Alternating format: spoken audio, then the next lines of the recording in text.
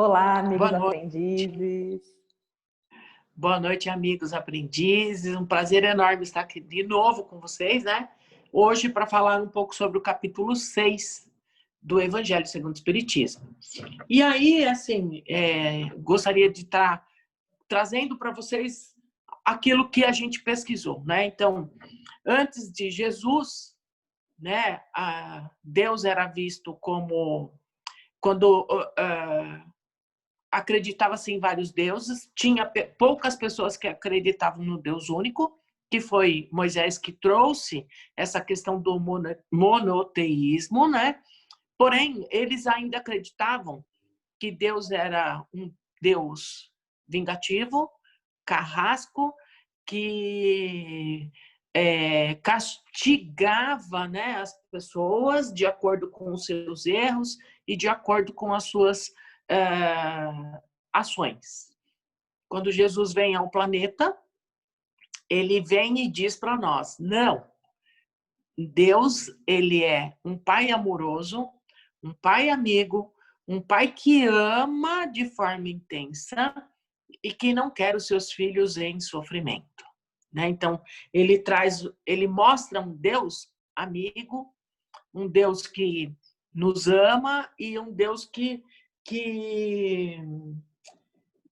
enfim, mostra um caminho que a gente deve seguir para atingir os nossos meios de evolução através do amor, né?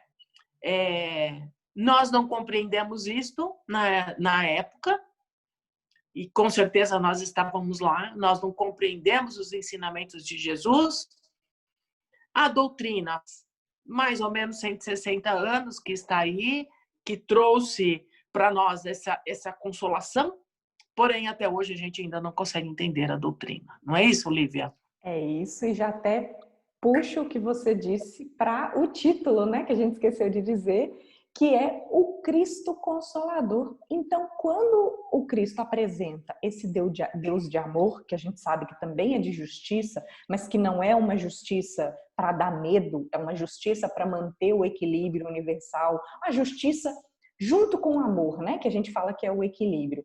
Quando ele apresenta esse Deus, é um consolo imenso que vem para as nossas vidas.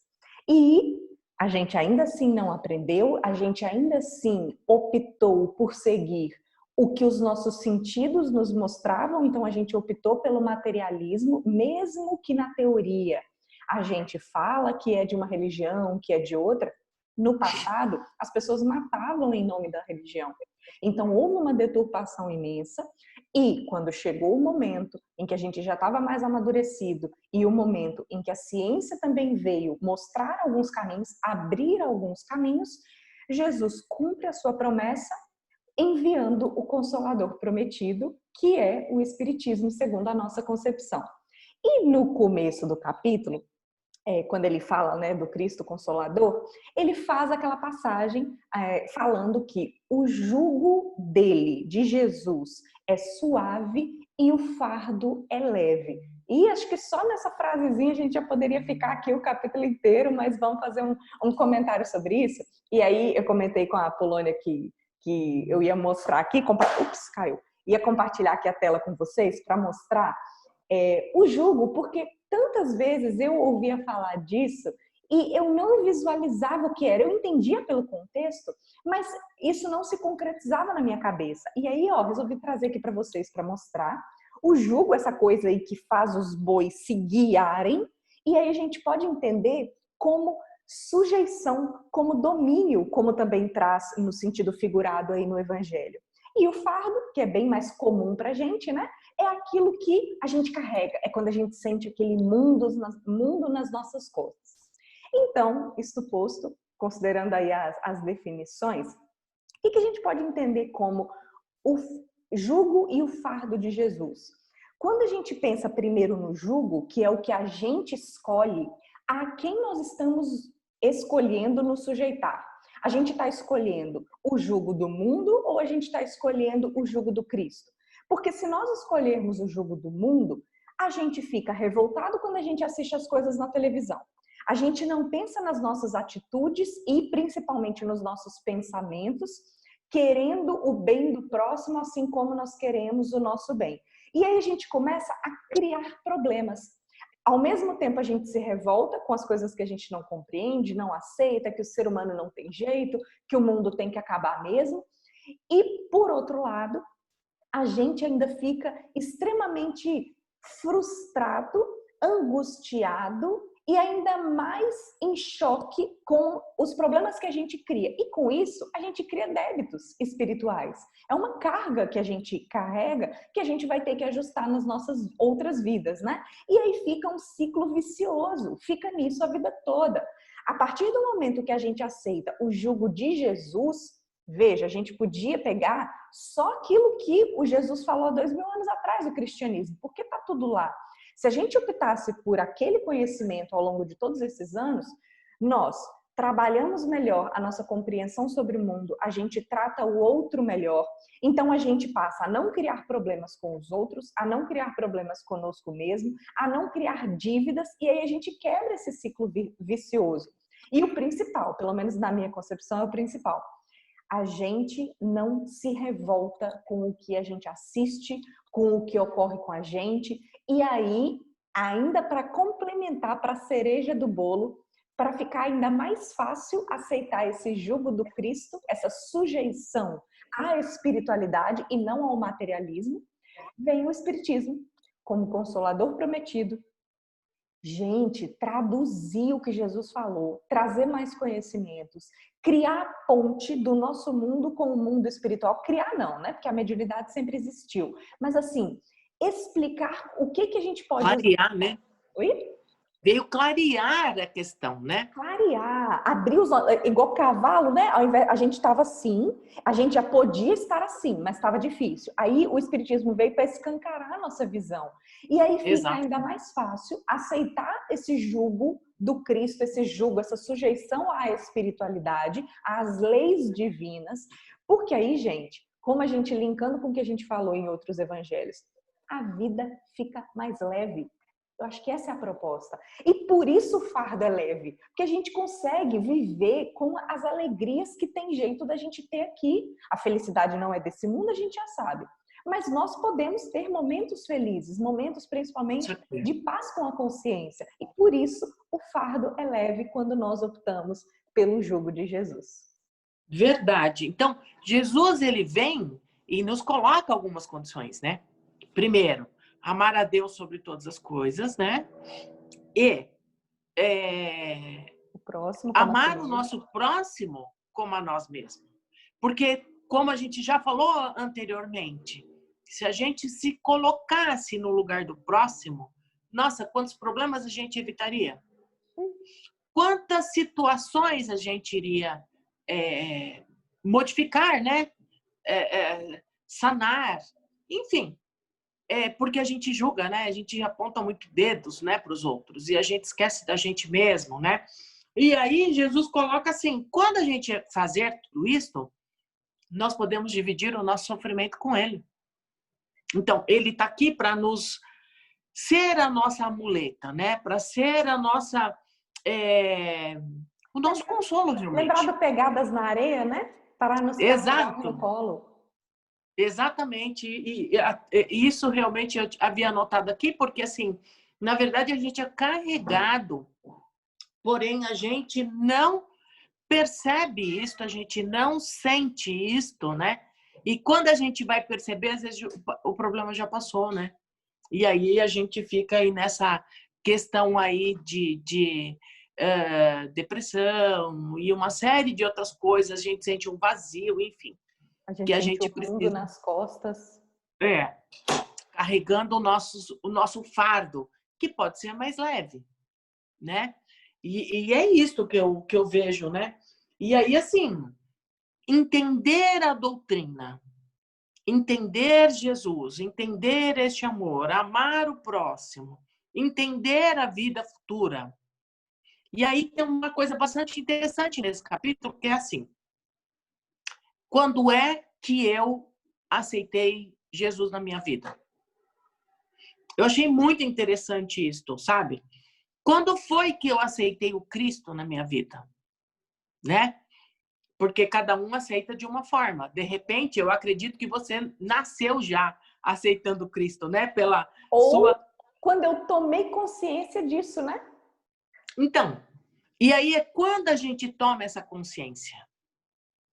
Então, se a gente for pensar nessa questão de consciência, de quando eu aceitei Jesus, quando eu aceitei, cada um de nós, porque a gente pode ir no centro, a gente pode ir no culto evangélico, a gente pode ir na igreja católica, mas a gente vai apenas aparente.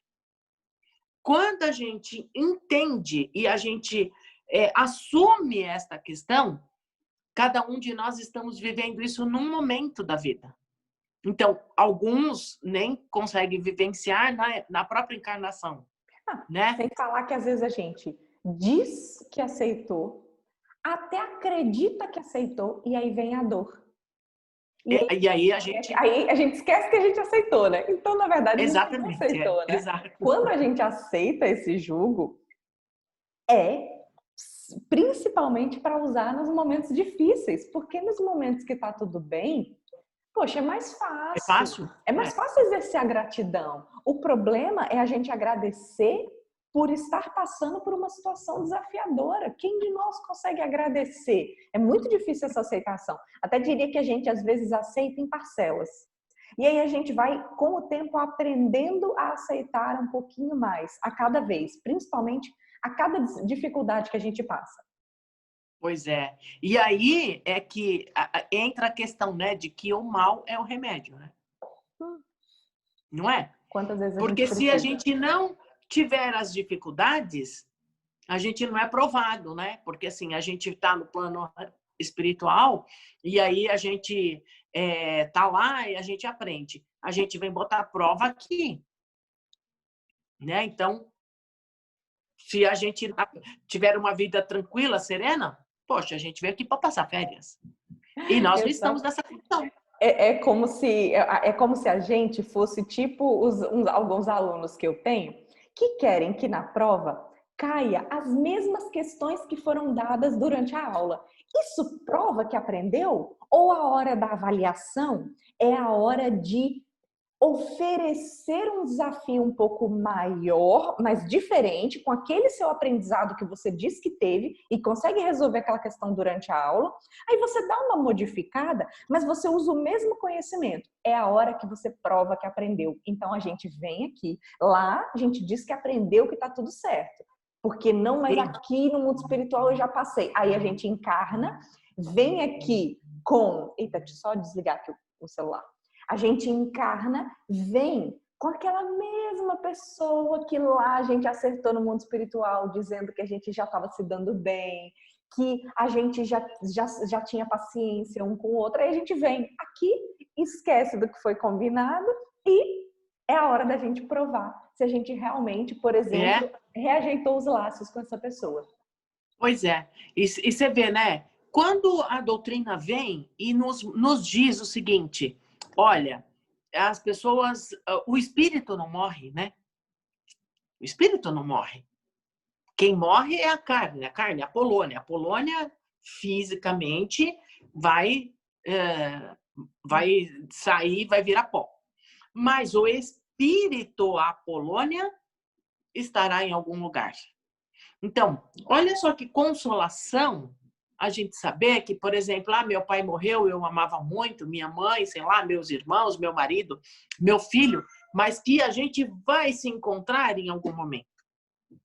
É um consolo maravilhoso. É um consolo, é uma bênção isto, né? E aí esse consolo nos ajuda a ter resignação, que é uma das palavras-chave para a gente ter uma vida mais leve. Exatamente. Então, assim, sobre qual perspectiva a gente está encarando a nossa vida. É isso mesmo, perspectiva. Qual é a lente que a gente está usando para enxergar as coisas? Exato, exatamente. E é muito engraçado que eu sempre tive muito medo da morte, né? Muito, muito, muito, muito, muito, assim. Então, eu não conseguia ir em algum lugar onde tivesse uma pessoa que tivesse morrido. Isso me marcou desde 4 anos de idade, né? quando uma vizinha lá faleceu e a gente não conseguia dormir. E era uma coisa muito estranha isso, sabe? Olha, Lívia, demorou-se muito para eu trabalhar isso em mim mesma. Muito. A doutrina quem me clareou e que me trouxe, e hoje eu não tenho mais medo, sabe? E aí, veja, a doutrina te trouxe informação. Exato. Informação. Eu me lembro... Até lembrando, para não esquecer de falar, da frase que eu mais gosto aí desse capítulo, que é o convite para os espíritas, né? Para quem pretende ser espírita, né? Espíritas, amai-vos. Então, primeiro de tudo, o respeito e o amor a ser praticado. E depois, espíritas, instruí-vos. Porque às vezes é difícil abrir o coração com base na fé. Eu até assim, acho muito, muito interessante as pessoas que conseguem fazer isso. Inclusive, denotam um aprendizado anterior. Quando a pessoa consegue aceitar os desafios, mesmo sem nenhum conhecimento de religião, ou mesmo com um modelo de religião onde o Deus pune, o Deus é vingativo, que é tudo mistério de Deus. E mesmo assim, a pessoa consegue exercer a fé, consegue amar, consegue ter uma vida completa, espiritualmente falando. Eu não acho que eu seja desse tipo. Eu acho que o instruí-vos, o obter a informação, faz a gente abrir a mente e, ao mesmo tempo, abrir o coração para que a gente se ame cada vez mais, para que a gente se respeite cada vez mais. Mas então, será que essas pessoas não fazem por temor? Pode ser, pode ser. Mas conseguem executar, né? Pensando até nas pessoas... Mas porque algumas... você barganha. É uma barganha, tá? Isso baseado na minha experiência, né? Que eu fui catequista na Igreja Católica e tudo mais. Mas eu fazia por uma questão de obrigação, né? De fazer alguma coisa para Deus, para que Deus me desse uma outra situação. A maioria das pessoas eu ainda acredito que é assim, mas tem algumas pessoas, algumas pessoas de destaque, são diferentes, tá? Não são Pode ser. pessoas comuns, mas que realmente têm uma fé que eu não sei de onde elas tiram com tão pouca informação espiritual a que tem acesso.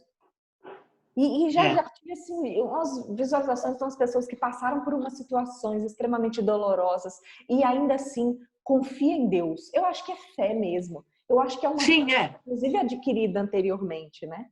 Sim, eu acredito. Aqui na nossa rua tem aí uma senhora que benze, né? Ela é analfabeta. Você entendeu? Mas, e assim, ela é muito procurada, inclusive.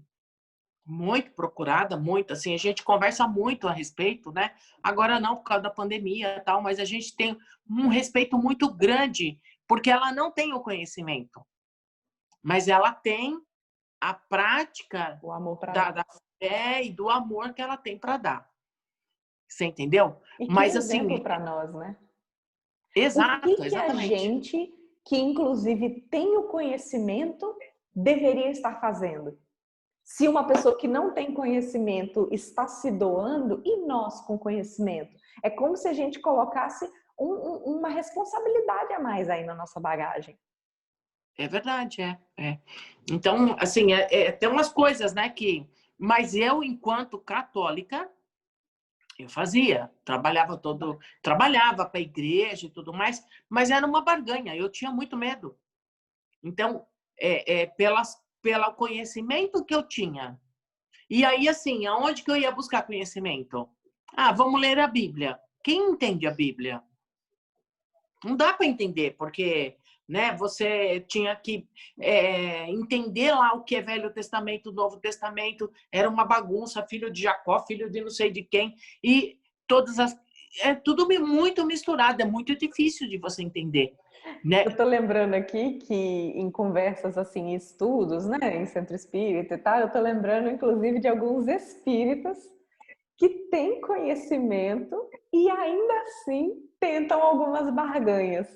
Até pelo conhecimento que tem, eu acho que assim, sei lá, tá querendo um lugarzinho na colônia, mas ao invés de fazer por onde, baseando-se na prática do amor e da caridade, eu acho que tentam uma espécie de negociação. Engraçada a postura das pessoas, né? E aí, nesse caso, a instrução não entrou para o coração, parece que parou na cabeça. Exato, é verdade.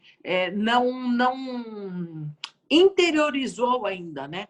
Exatamente. O aprendizado. Porque a hora que interiorizar, isso muda.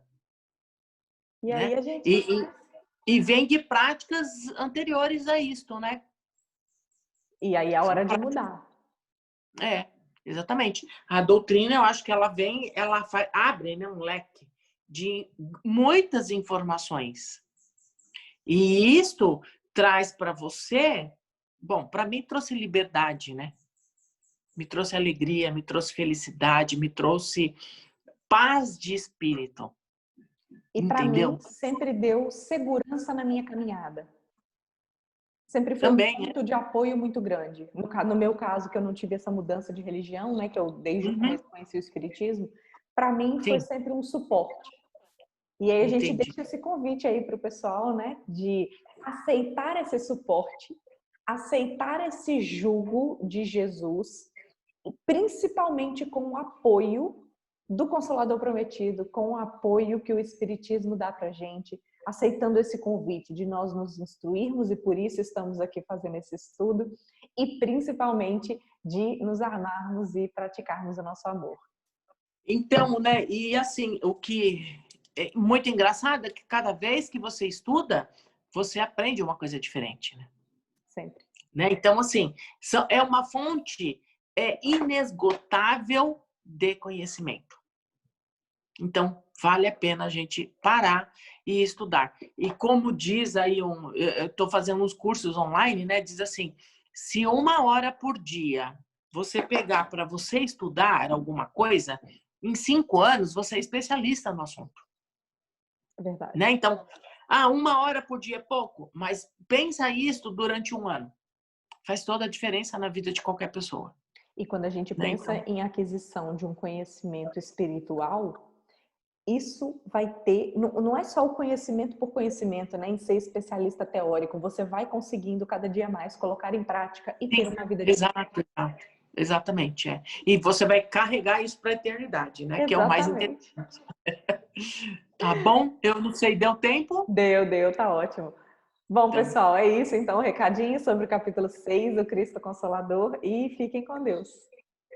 É isso mesmo. Boa noite e até a próxima. Até.